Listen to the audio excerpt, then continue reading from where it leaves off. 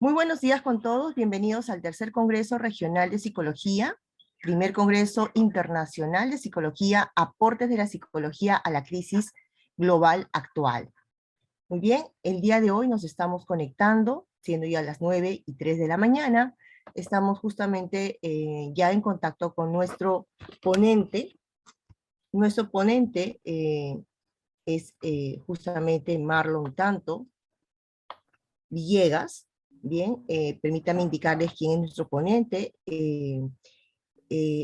Bueno, ha llevado una maestría de intervención en violencia contra la mujer en la Universidad Católica de Trujillo.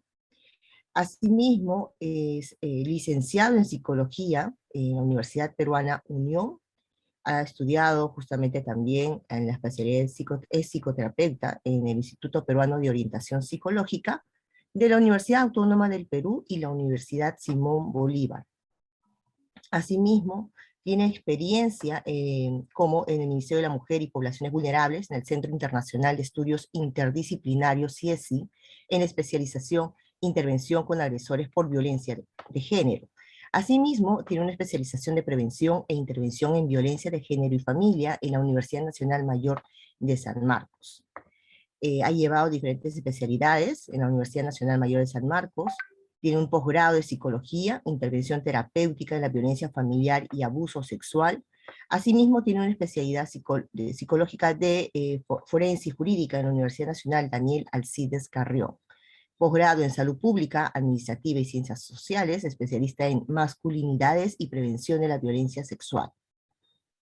Ha llevado diferentes capacitaciones, tanto en el Colegio de Psicólogos del Perú, como también ha llevado en diferentes instituciones o institutos de psicología y ciencias jurídicas, y bueno, tiene una data básicamente extensa en cuanto al tema de capacitaciones. Él mismo también ha llevado capacitaciones a diferentes instituciones, bien, y ha llevado como tipo de reconocimientos, ha participado en el cuarto Congreso Interno de Buenas Prácticas contra la Violencia hacia la Mujer y los integrantes del grupo familiar.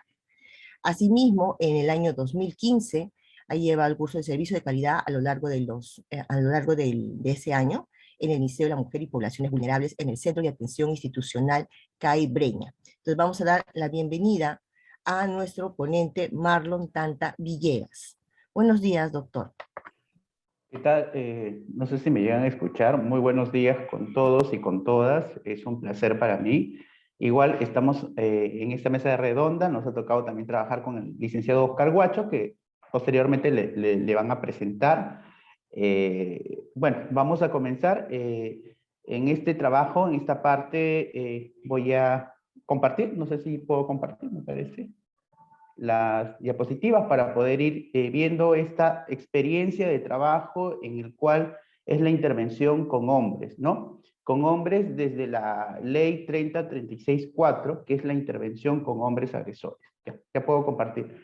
Un poco es básicamente compartir la experiencia del trabajo, las capacitaciones. Sabemos que este trabajo en intervención con hombres, ¿no? Desde nuestras áreas de trabajo. Ya sé que algunos trabajan para los hospitales, centros de salud comunitario, o en la parte educativa, ¿no? Pero es interesante cómo yo voy a intervenir con esta población. Me llega, ¿no?, un expediente del Poder Judicial diciendo que el señor D, ¿no?, tiene que tener una intervención reeducativa.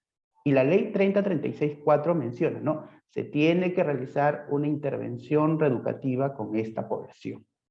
Entonces, ver que si bien es cierto, hay programas, ¿no?, contra la violencia, contra las víctimas, contra las personas afectadas, ¿no? Pero es importante, sí, todos esos programas son interesantes e importantes, pero también debemos ver la otra población para el proceso de la intervención. Yo voy a compartir esta primera parte. No sé si logran ver, si alguien me avisa. Correcto, ¿no? Son pautas conceptuales y metodológicas para el abordaje reeducativo para hombres agresores según la ley 30364, ¿sí? Los que vamos a tener en esta parte es mi persona, que yo comienzo, que es el Marlon Tanta Villegas, y el psicólogo Oscar Guacho Arroyo. Entonces, ¿qué vemos aquí? en esta primera parte, ¿no? Entonces, no sé si le voy a preguntar a alguien, a ver, a la psicóloga, a la Laura Norma Durán Estrada, no sé si me puede decir qué vemos aquí, en esta figura. Buen día. Vemos un caballero, denota que es muy amable, sonriente, mm, tiene buen ánimo, Agradable. agradable, alegre. Ujú. Ok, gracias, Norma, sí, psicóloga Norma. Entonces, acá podemos ver una imagen de una persona agradable, una persona, digamos, pulcra, una persona muy simpática, los jóvenes le pueden llevar muy cool, muy fresco, muy amigable, tal vez por ahí algunas características, ¿no? Entonces, que me despierta tal vez simpatía, ¿no? Amistad, amigable, qué sé yo. ¿No? Entonces podemos ver muchas características, ¿no? De esta persona. En esta siguiente imagen, ¿qué podemos observar? ¿No? Entonces vamos a ir preguntándole tal vez a Luis Alberto Pérez Ríos. ¿Qué observas en esta imagen? Licenciado Luis. Sí, buenos días. Sí. Veo un hombre con una mirada fija que posiblemente haya estado en la cárcel por los distintos golpes que tiene y por el corte. Y más que todo una mirada demasiado penetrante, como que desafiante. Correcto. Una mirada desafiante, penetrante, tal vez desconfiado por ahí, ¿no? Tú me dices con cierta, parece salido del reclusorio, ¿no? Tal vez me da desconfianza y qué sé yo. Entonces tenemos dos imágenes, que es esta persona que es muy cool, que pueden decir los jóvenes ahora, actualmente, y esta persona que no me da mucha desconfianza. Estas dos imágenes me van vamos a trabajarlas en el proceso. Yo cuando salí o cuando estaba en mis prácticas y en el pregrado, me daban, y eso fue hace años, yo creo que algunos son de estas promociones, nos daban programas de intervención para hacer tanto en psicología forense, en comunitaria, acerca de trabajos de intervención con mujeres, con niños, ¿no?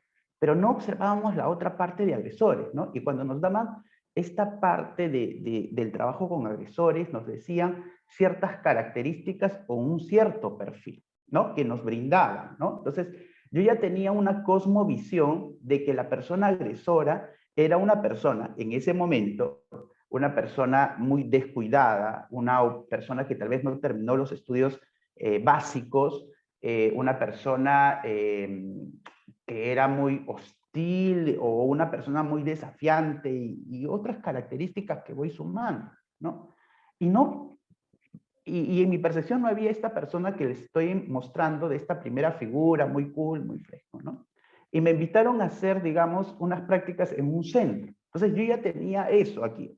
Y tenía un poco de miedo, ¿no? Cómo tal vez abordarlos, ¿no?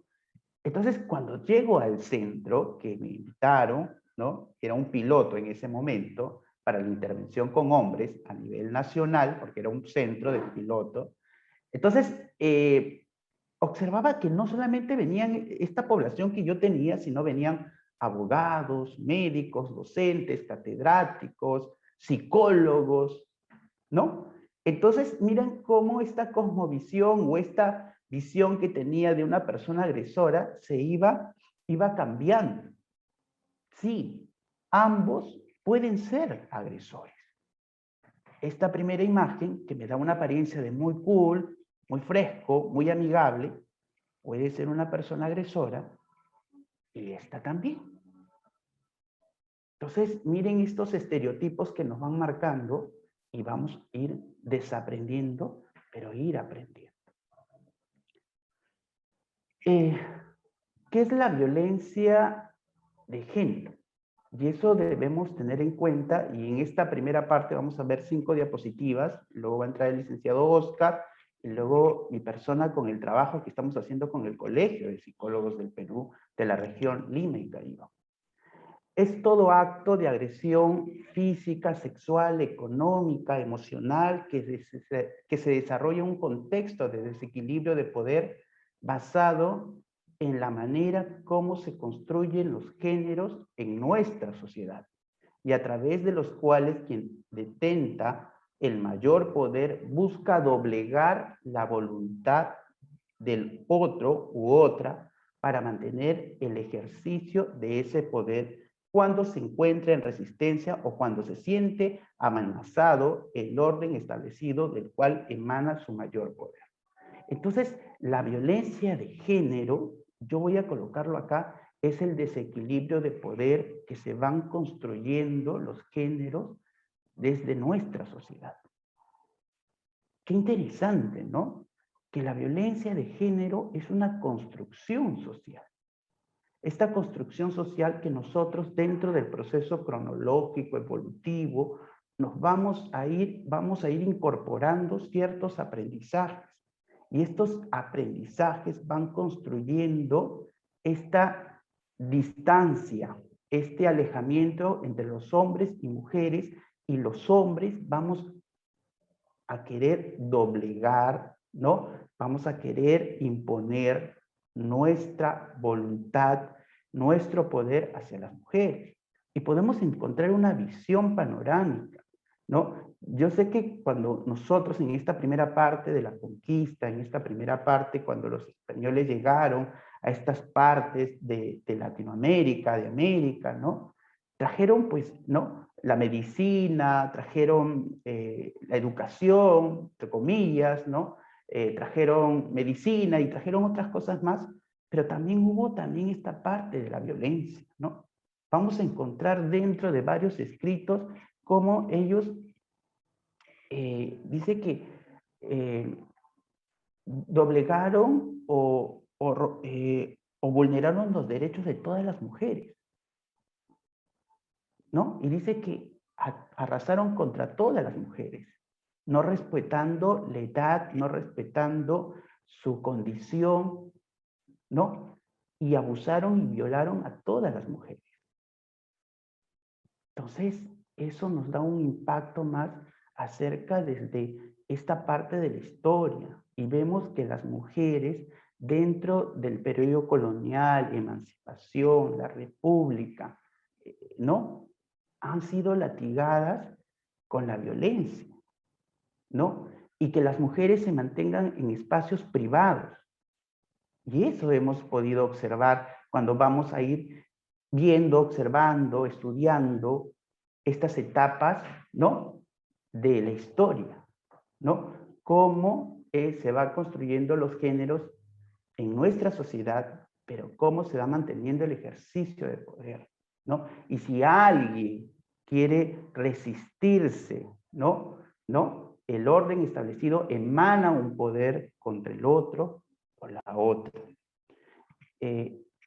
Sexo y género, bueno, como psicólogos ya lo conocemos, pero son las características humanas que nos diferencian, ¿no? La parte, digamos, sexual, ¿no? Y que nos van asignando por nuestras características sexuales conjunto de funciones, actividades, comportamientos, la forma como yo debo pensar, la forma como yo me debo desenvolver, ¿no? Y todo esto ha sido construido históricamente, ¿no? Entonces, acá, por ejemplo, vamos a ver, ¿no? Celeste para los hombres y rosado para las mujeres, pero ahora me van a decir, no, porque actualmente todos nos colocamos, pero hay ciertas conductas, hay ciertas cosas que van quedando. Por ejemplo, les pregunto, yo sé que ahora han cambiado, se han reestructurado, pero el mensaje, ¿no? ¿Por qué se celebran los 15 años para las mujeres y los 18 años para los hombres? ¿De dónde hemos aprendido eso? ¿Hay una institución que lo rige? ¿No? Porque eso debemos ir pensando, ¿no? ¿Qué institución rige para yo hacer Luis Alberto 18 años y a Laura Norma 15 años? Porque yo no le puedo hacer 18 años a Laura y a Luis sus 15 años, por ejemplo. Miren, pero ¿de dónde he aprendido eso? ¿Son cosas institucionales o no institucionales? ¿No? como en un baby shower, ¿no? En estas fiestas para bebés, ¿no? En que tal vez vamos a ir colocando y diferenciándonos en estos dos colores, ¿no? Entonces miren cómo íbamos a ir buscando información también.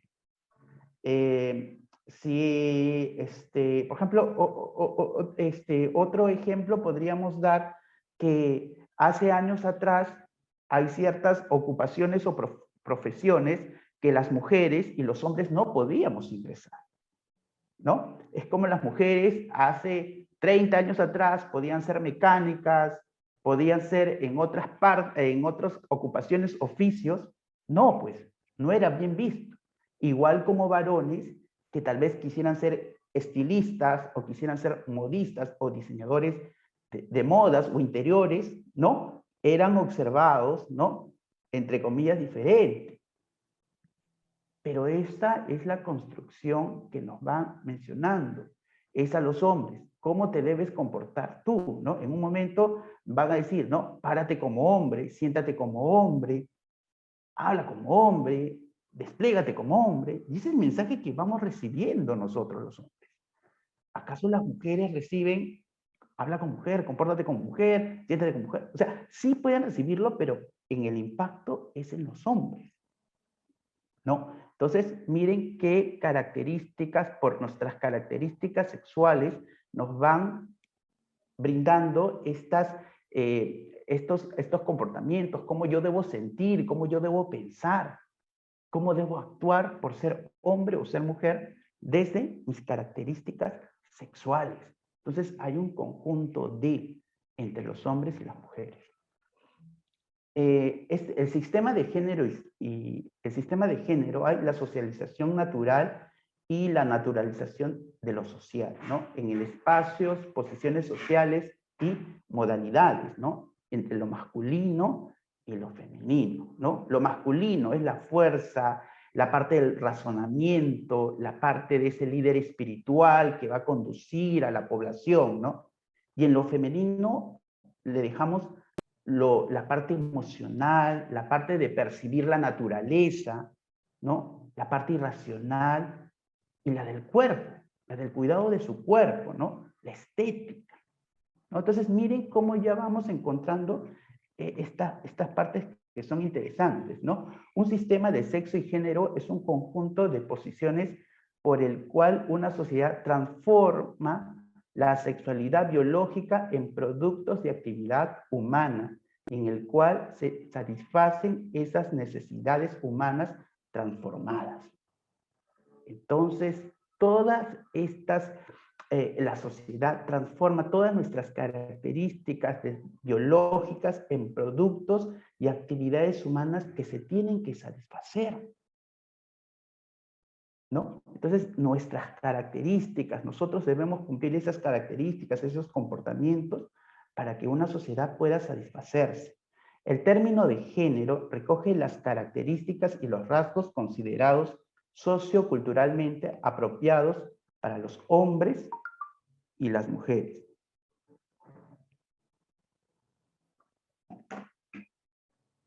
¿Ok? Y esto vamos a ir en contra.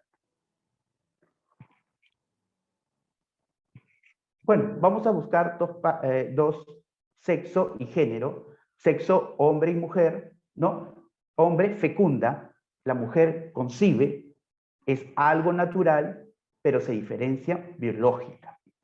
Esto no cambia. Cambio en el género es masculino y femenino. Lo masculino es lo productivo, la mujer es lo asistencial, lo que tiene que ayudar en casa, lo que tiene que operar en casa, lo que tiene que ver el cuidado de los hijos, ¿no? Y esto es socioculturalmente aprendido. Las relaciones entre los hombres y las mujeres. Esto puede cambiar, puede cambiar.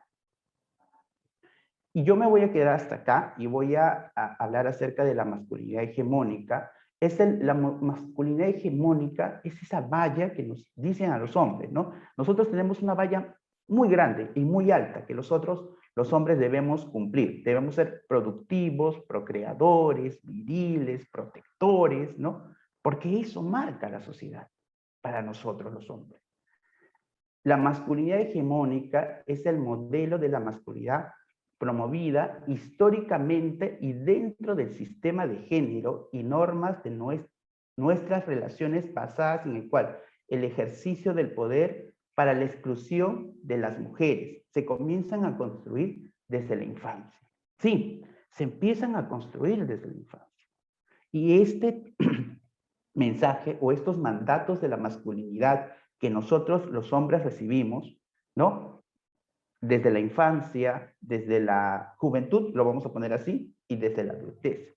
Por ejemplo, los hombres en la infancia recibimos, los hombres no lloran, ¿no? Entonces, este mensaje, y tal vez los que están en la plataforma, nosotros lo hemos recibido. Los hombres no lloran. Y ha sido como que esta palabra, los hombres no lloran. Y alguna de las presentes, tal vez, que son mamás, tal vez a su hijo le ha dicho, los hombres no lloran. Y ha sido como una castración emocional para nosotros, ¿no? Los hombres no lloran. Los hombres juegan con pelota de fútbol, juegan con carro, mas no juegan con muñecas. Y dentro de este proceso evolutivo, dentro de este desarrollo, nosotros hemos recibido varios mensajes o varios mandatos de la masculinidad.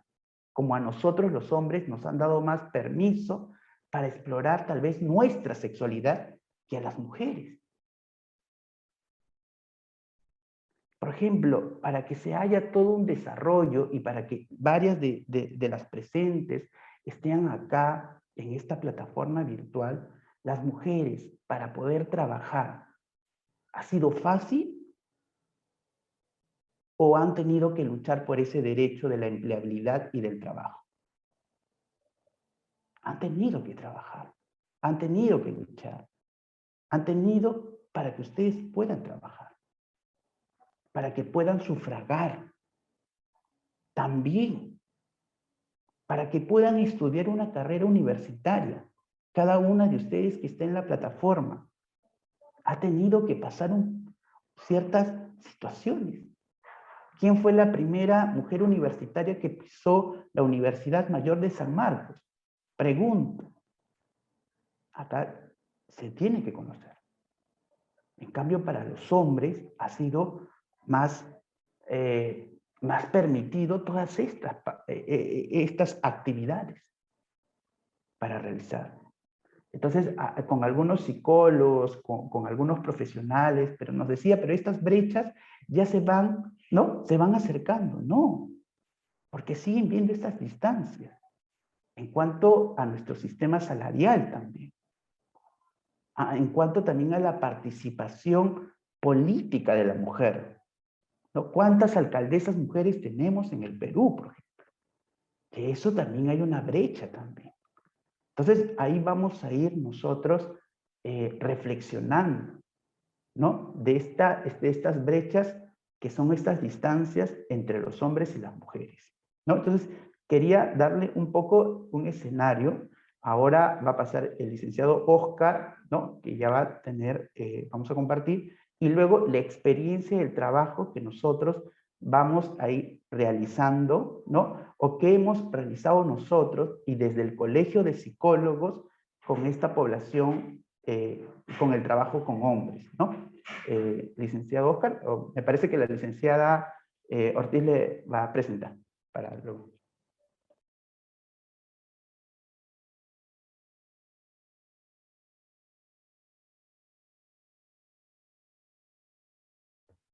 Sí, ¿me escuchan? Sí, ¿no? Bueno, efectivamente, doctor, vamos a presentar justamente a su siguiente colega, justamente en ese mismo tema que vamos a tratar, Oscar Daniel Guacho Arroyo.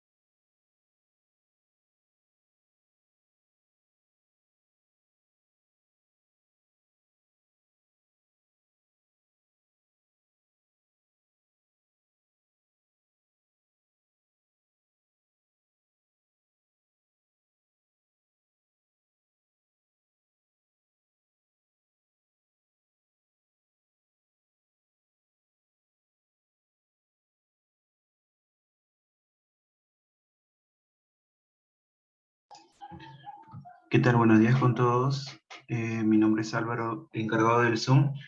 En unos instantes estaremos reconectándonos porque tenemos problemas con el internet. Ok, listo, gracias.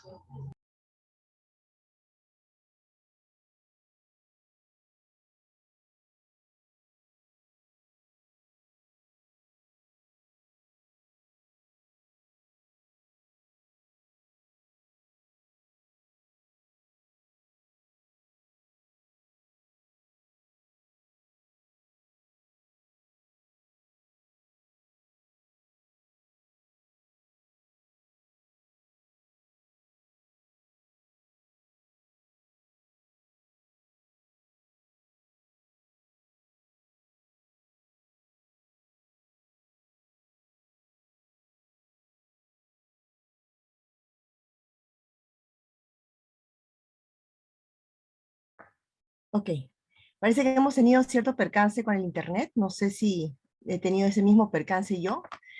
Discúlpenos, por favor. Bien, está la presentación de nuestro siguiente ponente, quien es el licenciado Oscar Daniel Guacho Arroyo. Le estaba mencionando, pues, ¿no?, que es licenciado en psicología, con estudios concluidos de maestría en psicología clínica y de la salud, con diplomado de psicoterapia, diplomado de especialización en violencia familiar y diplomado de especialización en psicología forense, con experiencia profesional en intervención psicosocial de la violencia familiar y sexual. Mencionarle que tiene diferentes especialidades, ha participado en innumerables eventos académicos, congresos internacionales, seminarios y cursos. Actualmente labora en el Centro de Investigación y Educación Popular, CENDI, coordinador del Programa de Prevención en Control de la Ira con Varones en Lucha. ¿Ya? Bueno, en todo caso el doctor está con nosotros. Licenciado, ¿nos escucha? Sí, sí le escucho, ahora sí. Licenciado Watson. Ah, Perfecto. correcto. Listo. Entonces, adelante, doctor, con su presentación. Sí, buenos días y con todas y todos aquí presentes. Y justo, bueno, Marlon estaba dando la introducción un poco de los fundamentos teóricos de la intervención que nosotros habíamos realizado como base.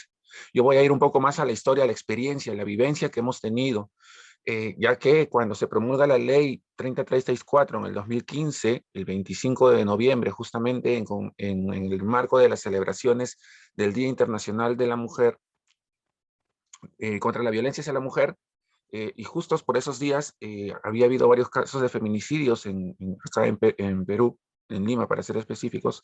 Bueno, el presidente de turno promulga la ley, con cargo a que a medida que vaya avanzando el tiempo se va a ir elaborando el reglamento y ese reglamento se va a ir perfeccionando a la fecha. Ahora ya no hablamos de la ley 3364, en la actualidad hablamos del tubo de la 3364. El TUB es el texto único unificado, en el cual se compila, se integra todas aquellas modificaciones que a lo largo de estos años ha ido sufriendo la ley, y que si nosotros hacemos una comparación de la ley del 2015 que se promulgó con la actual, con el TUB, vamos a notar diferencias significativas, tanto para la atención a las víctimas, el acceso a la justicia y la recuperación. Sin embargo, hay unos capítulos que son bastante interesantes para nosotros, aquí licenciado Marlon y todo el equipo que nosotros hemos trabajado la propuesta, que justamente es el grupo de la reeducación de los hombres agresores, o de los agresores, según la ley. Y cuando nosotros hacemos una revisión bibliográfica dentro de la carrera de psicología, en los libros que ustedes tengan, el término reeducación más que todo lo vamos a encontrar en las corrientes cognitivas justamente enfocadas en la educación. Pero no hay una definición clara y específica de qué es la reeducación. Es ahí donde justamente el equipo de nosotros empezamos a ver primero experiencias del contexto, del contorno, y habíamos recordado que participamos en una mesa de trabajo con UNFPA, donde a nivel nacional 48 experiencias que trabajaban con hombres nos reunimos justamente para revisar aquellas buenas prácticas, aquellas coincidencias y aquellas cosas que de repente nosotros desde la experiencia decíamos que no se podían o no deberíamos de trabajar. Y una de las coincidencias que habíamos tenido, que los resultados eficaces para este grupo de población, que son los hombres que ejercen violencia o están en riesgo de ejercerla, justamente tenían muy marcadas su cultura, esta cultura patriarcal, ejercicio del machismo dentro de las relaciones, un poco lo que había hablado Marlon hace un momento.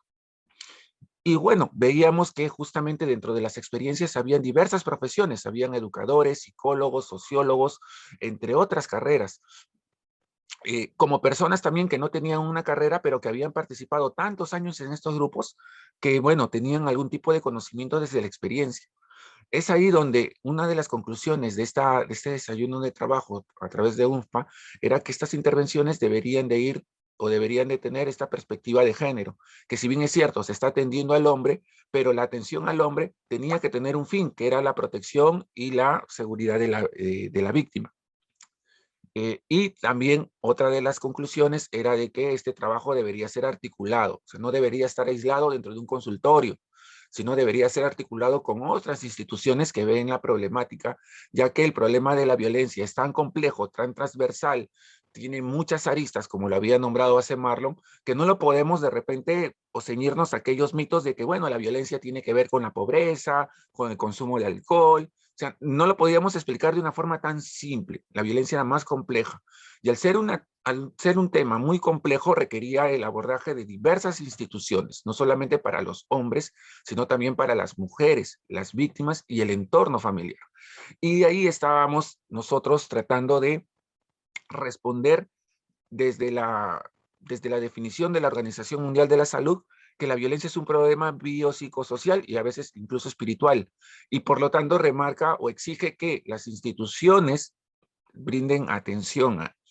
Entonces nosotros ya teníamos claro todo esto algo teórico, pero en la práctica era muy complejo. Esto que lo he dicho de manera muy simple, en la práctica era bastante complejo llevarlo justamente a lo concreto. Y es ahí donde empezamos a revisar experiencias en el contexto. Bueno, ya habíamos revisado las experiencias a nivel nacional, las cuales, si bien es cierto, en la nominación, en la presentación, sonaban muy bonitas, pero en la realidad había muchas deficiencias ya que no había evidencias. Y eso también es importante considerar a aquellas personas que trabajan con estos hombres. Aparte, con el reglamento de la ley 3364, tenemos colegas en otras instituciones, en el INPE, en MINSA, en diversas, ¿no? Que nos llamaban y nos decían, bueno, chicos, o profesionales, ustedes están en el trabajo con los hombres. ¿Cómo están abordando? ¿Cómo están trabajando? ¿Cómo lo están haciendo? Porque el Poder Judicial nos están derivando muchos casos y no sabemos cómo trabajarlos. Y es ahí donde comenzamos a revisar primero las experiencias desde el sur. Y las experiencias desde el sur, pues, específicamente en Latinoamérica.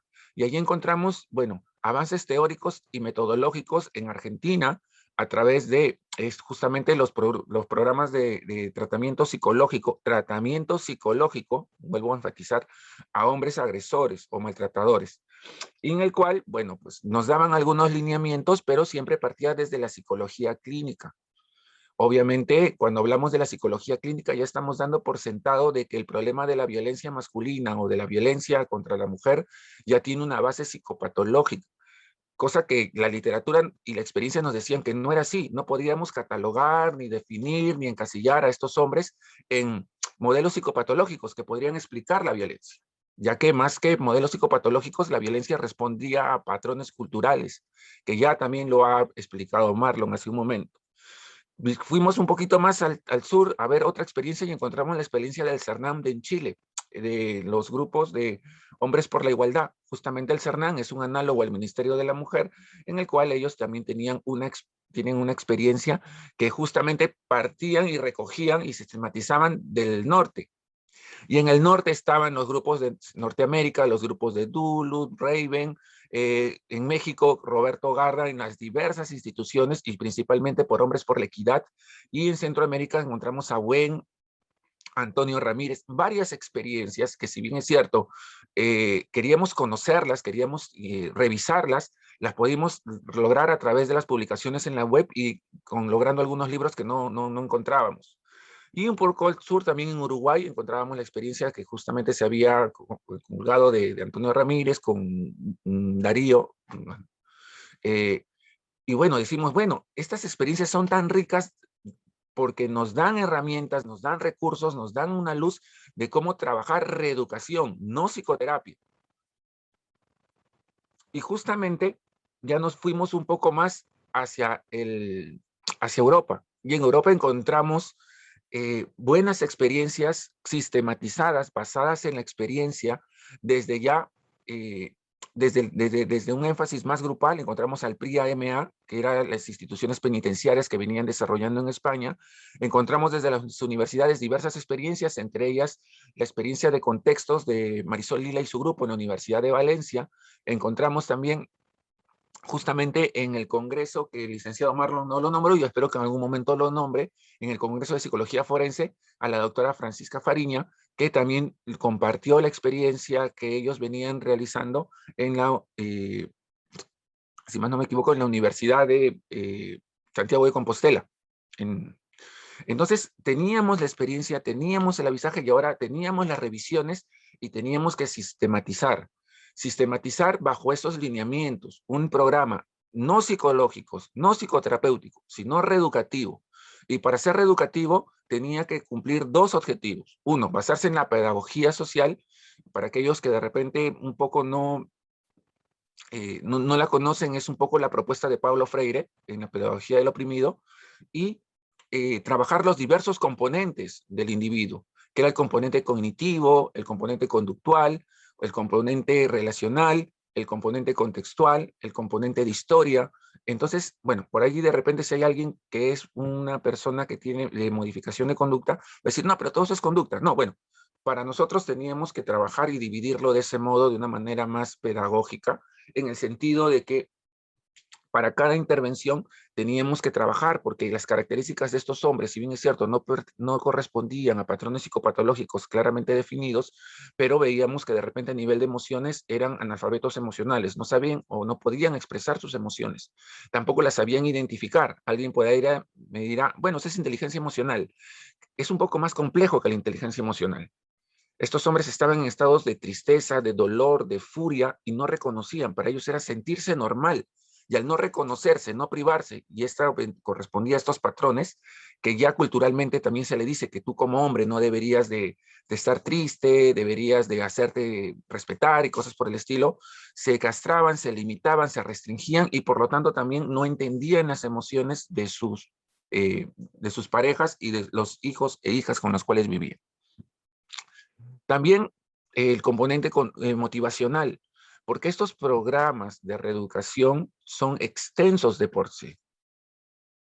Y al ser extensos requería trabajar este componente motivacional, en la cual se tenía que desde un primer momento poner en claro de que el objetivo de estos programas no era que ellos retornen o recuperen o amisten con la pareja, sino que de alguna u otra forma ellos tendrían que trabajar sus componentes, que eran la base de su violencia, revisarlas dentro de sus experiencias.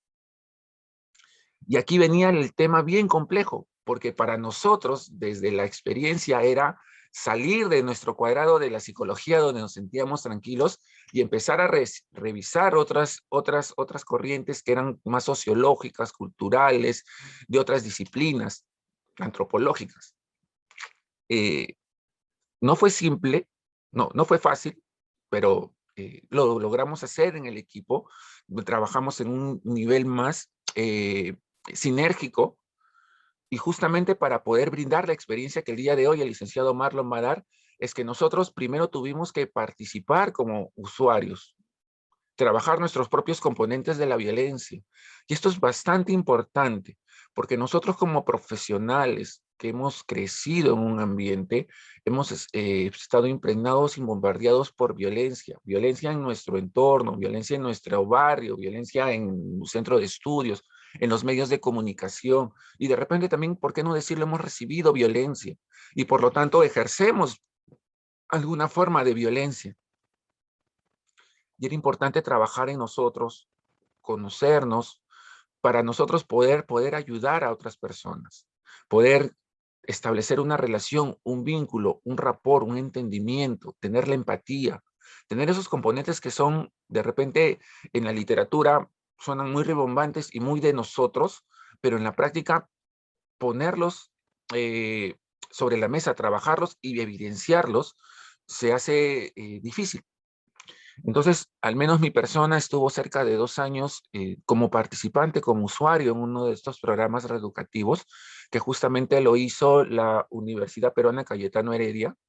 En un primer momento y en un segundo momento lo asumió la Municipalidad de Lima en el programa Oye Varón, que también fue extenso, y bueno, nos dieron las oportunidades para poder trabajar. Y luego de este trabajo que yo recibí, lo comencé a hacer con otras personas que nos apoyaban en este grupo de trabajo, y una de las características diferenciales de la intervención que nosotros hemos realizado con las otras que pueden ver es que nosotros hemos trabajado en nuestro problema de violencia. Con eso no quiero decir que no somos violentos, pero estamos más sensibles a identificar la violencia, poder detenerla, poder trabajarla, y tenemos estos recursos reeducativos que nos han llevado a romper la barrera del campo de la psicología y poder revisar no solamente lo que ha producido otras ciencias, otras disciplinas, sino también recabar otras experiencias en otros contextos. Y en esa revisión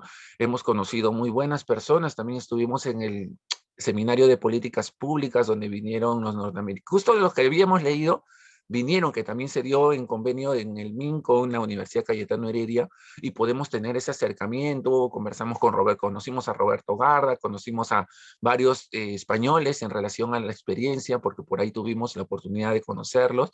Y bueno, eso aterrizó en la experiencia que el licenciado Marlon el día de hoy les va a presentar. Gracias. Muy bien, muchísimas gracias. Queremos agradecer al doctor Guacho. Lamentablemente mi internet está un poquito mal, así que bueno, vamos a continuar con nuestro congreso. Agradecerle tanto al doctor Guacho como también al doctor Marlon Tanta, quien estuvo viendo justamente este primer tema en el tercer congreso de psicología del Colegio de Psicólogos de Lima y Callao. Muy bien, entonces vamos a continuar, siendo ya las 9:46. Quisiera saber si tienen ustedes algunas consultas, algunas interrogantes. Las consultas lo tienen directamente en el chat, que normalmente podemos habilitarlo para que ustedes puedan realizar sus consultas. Y también ahí veo al doctor Tanta que quiere hacer una intervención.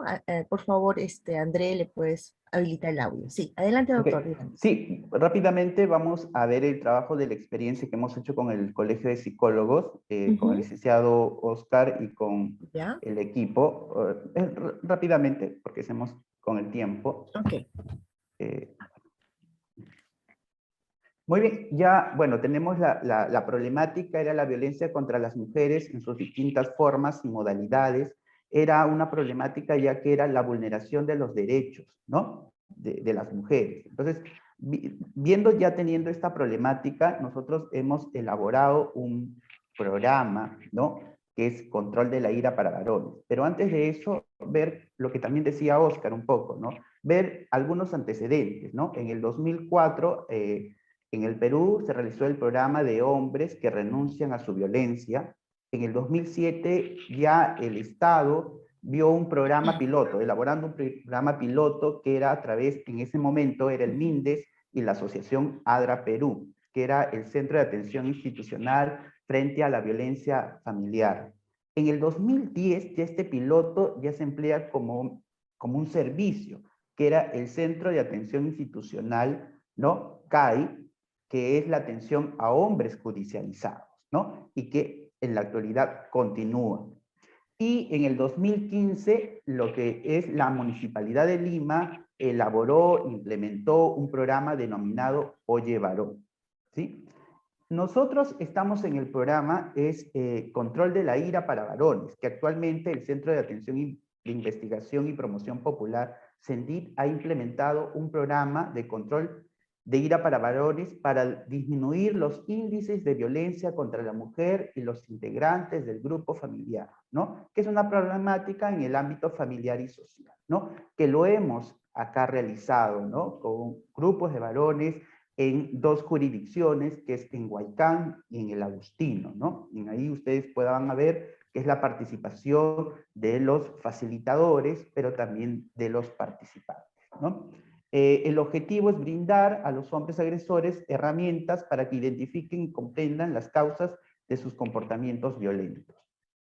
Este programa está estructurado en 12 sesiones que van a abordar temas desde la sensibilización en relación a la violencia contra la mujer, la violencia masculina y las masculinidades, ¿no? Y otros temas más que nosotros vamos a ir trabajando con ellos, que es comunicación, asertividad, empatía, ¿no? Y otros temas más, ¿no? Y que es la participación y lo que desde el Colegio de Psicólogos, ¿no? Que es como un aliado estratégico, ¿no? Para la participación de los participantes. Bueno, acá está un poco el trabajo que nosotros hemos hecho en la contemplación, acción, mantenimiento y prevención. Pero a lo que nosotros vamos es que esta propuesta, ¿no? de trabajo ha tenido un impacto. Antes del COVID-19, porque vamos a hablar antes del COVID-19, había una intervención individual, una intervención grupal a nivel presencial, ¿no? Pero ustedes me van a decir, bueno, ya ahí quedó. No, nosotros ya hemos implementado otras formas, como cada uno de nosotros en nuestros diversos trabajos, ¿no? Hemos implementado con las diversas herramientas digitales. Y actualmente nosotros seguimos en la conducción de vía plataforma Zoom, ¿no? Seguimos en estas sesiones con hombres que ejercen violencia o hombres agresores que son derivados de las organizaciones de base, hospitales o centros de salud, ¿no? Nosotros continuamos con este trabajo y nosotros, por ejemplo, para nosotros elaborar todo el trabajo y antes de cada sesión con los participantes, nosotros nos reunimos todos los viernes, ¿no? Para elaborar, para ver las dinámicas. También las dinámicas nosotros lo hemos digitalizado en herramientas. Entonces, para que sean más participativos con las personas que están integrando cada una de las sesiones, ¿no? Ahí está el grupo de psicólogos, está el licenciado Oscar, está también el sociólogo Julio Vivar, ¿no? Que nos ayuda bastante en la parte de poder profundizar. Como dijo Oscar, hay otras profesiones que se unen acá, ¿no? Está la licenciada de NIT, también hay mujeres, está, bueno, todo un equipo de profesionales. Eso quería sumarles y mencionarles que desde el Colegio de Psicólogos también se está trabajando, que es un aliado estratégico para la intervención con esta población, ¿sí?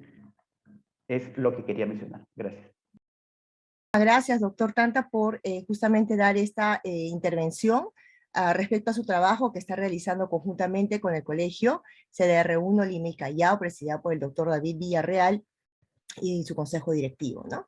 Muchísimas gracias. Efectivamente, tanto el doctor Marlo Tanta Villegas como también el doctor Guacho y todos sus colaboradores han estado justamente trabajando muy activamente dentro del programa de prevención de violencia familiar y feminicidio de este año 2021, que está justamente auspiciado por el colegio, ayudando a muchos padres de familia a ver el tema de prevención sobre la violencia y capacitando a nuestros voluntarios que están trabajando arduamente justamente en esta labor comunitaria en el sentido en el objetivo de prevenir en esta problemática de la violencia familiar.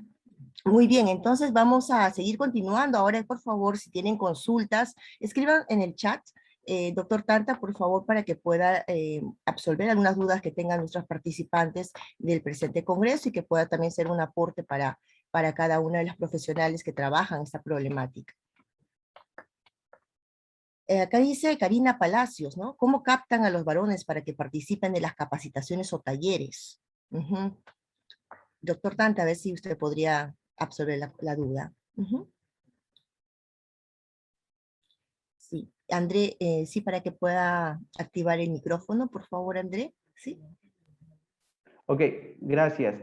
¿Cómo, digamos, hace la convocatoria y, digamos, la participación de los usuarios o participantes? Nosotros es mediante establecimientos o con los aliados estratégicos, ¿no? Como es las iglesias, ¿no? Las organizaciones de base, la municipalidad, ¿no? Los hospitales y centros de salud, ¿no? Nosotros vamos y el equipo va, se presenta, ¿no? Y tenemos, digamos, reuniones de trabajo y presentando la propuesta de trabajo, ¿no? Entonces tienen que cumplir ciertas características, ¿no? O criterios de inclusión, ¿no? Como son mayores de 18 años, ¿no? Que no tengan ningún problema psicopatológico, no haya problemas de consumo de alcohol, que no hayan tenido denuncias, ¿no? De abuso sexual, ¿no? o tocamientos indebidos, por ejemplo, ¿no? Pero que sean mayores de 18 años. Entonces, las instituciones nos van derivando. Por ejemplo, ya con estos criterios de inclusión y de exclusión, los centros de salud y hospitales nos van derivando. Nosotros estamos trabajando actualmente con el hospital Huaycán, ¿no? Porque una de las jurisdicciones de intervención del programa es Huaycán. Estamos trabajando con la licenciada Milenka Vázquez, que ella nos va derivando los casos, ¿no? Viendo los criterios de inclusión y exclusión, y otras organizaciones como la Iglesia Adventista, centros de salud, la comunidad misma, mercados también, que son nuestros aliados estratégicos, y también, ¿por qué no decirlo?, el Colegio de Psicólogos, que hemos participado en algunos programas radiales, ¿no? Y que, por ejemplo, desde las llamadas, ellos han continuado viendo esta propuesta con el magíster Igor Valverde, que también es parte del equipo, nos han derivado por línea. Nosotros tenemos como 5 personas de la línea de este programa de impacto y seguimos trabajando con ellos, ¿no? Pero hay una previa evaluación, una previa entrevista, ¿no? Para que puedan ingresar a los programas, a las sesiones grupales. Muy bien, entonces vamos a continuar con la siguiente pregunta, doctor, muchas gracias.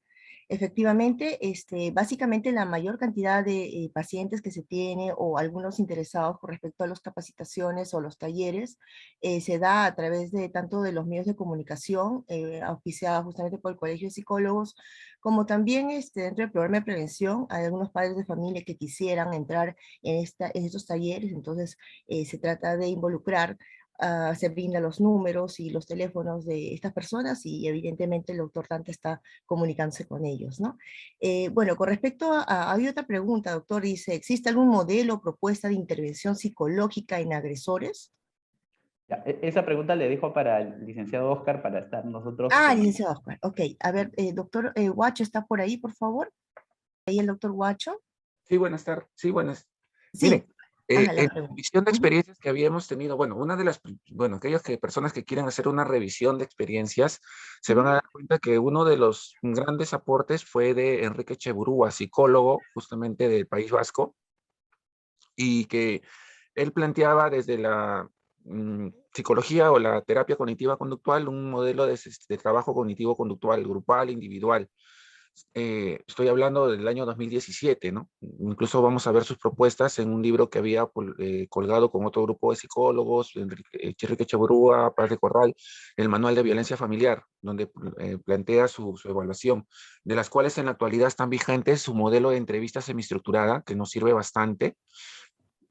Sin embargo, la parte de la intervención ya tiene otros matices, ya que al ser uno de los problemas, como les dije, la violencia biopsicosocial, y trabajamos el enfoque motivacional, sumado a ello el modelo ecológico, es necesario y es imprescindible que más que el aporte de la psicología es bastante relevante, de impacto, pero estos grupos, estas experiencias que hemos ido revisando, vamos a encontrar diversas profesiones, pero predomina siempre los psicólogos. ¿Por qué? Porque los psicólogos tenemos las técnicas y las herramientas justamente para trabajar estos componentes, el componente cognitivo, el componente conductual, el componente relacional, el componente de historia, la historia de los aprendizajes. Hay un momento en la sesión donde estas personas, los participantes, comienzan a revisar cómo ellos percibieron, aprendieron, estuvieron expuestos a la situación de violencia. Se abren emociones, nosotros le decimos cicatrices en estos usuarios. Y bueno, ahí el pedagogo que no tiene los recursos justamente para trabajar estas aperturas, estas abstracciones emocionales, tendría pocos recursos para trabajar, al igual que el sociólogo, y ahí es donde trabajamos los psicólogos, justamente para trabajar estos momentos de la sesión con alta carga emocional. Pero hay otros momentos donde se trabaja dinámicas de interacción, dinámicas más culturales, más de integración investigación, más de reflexión, y ahí es, bueno, el psicólogo social, el sociólogo el que participa, ¿no? Y cuando queremos explicar, de repente que le quede, que explicarle así como con manzanitas la violencia, los tipos de la violencia, el impacto, los daños, los educadores, o sea, por eso el trabajo es interdisciplinario, y justamente para atender ello y responder al modelo ecológico y responder a varios componentes de la intervención que sí son un poco difíciles de alcanzarlo, nos valemos. Por lo general a las intervenciones no entra un solo profesional, mínimo entran dos, y si fuesen más, es mejor justamente para trabajar en grupo, ¿no? Y predomina siempre la intervención grupal sobre la individual en la experiencia. Muy bien, doctor. Entonces, bueno, vamos a continuar con la siguiente consulta. Muchas gracias por su intervención, doctor Guacho. ¿Tienen alguna otra consulta en particular? Ahí vamos a ver de repente dentro de la lista. Dice, buenos días, y ese programa se ha replicado en provincia, se realiza a la población de varones en general. Eso pregunta Cintia Araceli Gutiérrez Conquera. A ver, no se ha tenido la oportunidad, hemos empezado, bueno, a través de la ONG y el colegio, ya que la ONG tiene un campo de intervención en Lima Este, que según ellos, bueno, es uno de los proyectos, de las jurisdicciones con alta incidencia, ¿no? Este programa se viene ejecutando desde 2018, y bueno, pues ahí he participado Huaycán, Ate, El Agustino, Vitarte, Santa Anita, Santa Clara, bueno, toda la zona de Lima Este. Hemos justamente a nivel de experiencia validado el programa, porque uno de los componentes o de los criterios de calidad que tenemos es no solamente quedarnos con lo que dicen estos participantes, los usuarios, sino con lo que refieren las parejas o exparejas de ellos. Y cuando hemos entrevistado a las parejas o exparejas de ellos, justamente por eso también hay mujeres en nuestra intervención, y revisamos otras, no la vamos a encontrar. Unas mujeres dicen, bueno, sí, ha cesado, ha disminuido, ha detenido, la relación con sus hijos ha mejorado, ahora respeta de repente mi decisión de separarme. Recuerden que la intervención no está enfocada a que ellos vuelvan con la pareja, tampoco que se separen, pero sí que respeten las decisiones que uno de los miembros tomen. Y de alguna u otra forma, si bien es cierto, no se resuelve el problema de la violencia al 100%, pero se contribuye a su disminución y a su detención, y que puedan buscar otras alternativas más igualitarias, más equitativas, más consensuadas, para justamente romper la cadena de transmisión generacional, y que estos hijos e hijas que tienen en común y que posiblemente es algo que los va a unir siempre, no repitan con esta transmisión generacional. Quisiéramos, bueno, replicarlo, pero ahorita tenemos como agenda justamente todos estos usuarios que han pasado por el programa, hacer una pequeña evaluación para ver el impacto, ¿no? A nivel de 3 componentes, que era sus actitudes hacia la violencia, los celos, y me parece el otro era su sentimiento de soledad, que es una propuesta que justo lo conversaba con Marlon, y para hacer un recontacto con ellos, que desde 2018 algunos lo continuamos viendo, otros no, porque son varios, ver en esos componentes qué es lo que ha sucedido, qué ha pasado, ¿no? Bien. Correcto. Bueno, también hay otra pregunta de Cintia Araceli Gutiérrez. ¿A los varones se les ha enseñado a reprimir sus emociones? ¿Cuáles son las consecuencias al hacerlo? Bueno, se les ha enseñado a reprimir, a castrarse, nos ha enseñado, me incluyo, nosotros no, de pequeños nos dicen que no debemos de llorar, no debemos de sentir miedo, debemos ser fuertes, ponernos esa careta, por lo tanto, no reconocer, no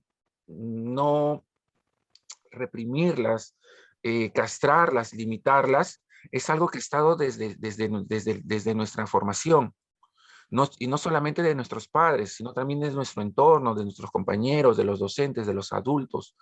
Y una de las consecuencias es que justamente yo reprimo mis emociones, me vuelvo analfabeto emocional, analfabeto literalmente en la palabra. El analfabeto es aquella persona que no sabe leer y escribir. Aquí el analfabeto es el que no sabe entender estas emociones, no sabe expresarlas. Él puede estar triste y tira un puñete. O sea, no hay una congruencia ahí. Como la persona que está triste está enojado, rojo su corazón, o sea, hay todo un collage, y por lo tanto estas personas tampoco no entienden o no comprenden las emociones de su entorno, de la pareja, de sus hijos e hijas. Sabemos que dentro de una relación va a haber diferencias, va a haber problemas, y que ellos de alguna u otra forma tienen que participar de una manera activa para resolver los problemas, no en esos patrones dividir y bueno, no, este problema tiene que ver con los hijos y este es tu tema, o de la casa, este es tu tema, no me metas, no, yo no me meto ahí, yo ya cumplí con darte el dinero. Las cosas no son así, ya no nos regimos bajo los parámetros del modelo tradicional de familia del año 70 y del 80, a pesar que algunas personas lo quieren sostener porque eso les trae privilegios, les trae beneficios a algunos hombres. Y es por eso que nosotros hemos aprendido, y en el contexto, en el trabajo que nosotros realizamos, justamente tratamos de llegar a esas emociones y somos los psicólogos con las herramientas para trabajar esas emociones que se aperturan en estos procesos intensos. Bueno, y el sociólogo a veces, y el educador se queda mirando y nos dice, bueno, ustedes, capos, ¿cómo lo saben hacer? Y es que es prácticamente nuestra formación. Y es por eso que trabajamos sinérgicamente con los demás. Bueno, muchísimas gracias, doctor Guacho Arroyo. Estuvo con nosotros Oscar Daniel Guacho Arroyo y el psicólogo Marlon Tanta Villegas, dentro de esta primera mesa redonda, intervención en hombres agresores según ley. Ese es el título de nuestra primera mesa redonda el día de hoy. Muchísimas gracias a ambos, gracias por darnos tantos aprendizajes, como nos indicaba una de las participantes del Congreso. Bien, vamos a proyectar su certificado primeramente para el doctor Marlon Tanta Villegas por su participación como ponente en este tercer Congreso Regional de Psicología, primer Congreso Internacional de Psicología, aportes de la psicología a la crisis global actual. Es importante cada uno de los aportes que nos brindan. Probablemente vamos a brindarles también por chat quizá los contactos de los doctores en caso que quieran darles algunos otros aportes o quieran consultar un poquito más sobre el programa. Muchísimas gracias a todos. Igualmente vamos a proyectar el certificado para el doctor Guacho Arroyo, ¿ok? Aquí se encuentra. Igualmente está este certificado a Oscar Daniel Guacho Arroyo por su participación como ponente en este tercer Congreso Regional de Psicología, aportes de la psicología a la crisis global actual. Muchísimas gracias a ambos. Lamentablemente el tiempo se nos ha agotado. Estamos justamente para presentar la siguiente conferencia, que también es muy interesante y muy importante, así que nos mantenemos en contacto y manténgase justamente en la sala 4 para continuar con la presente conferencia.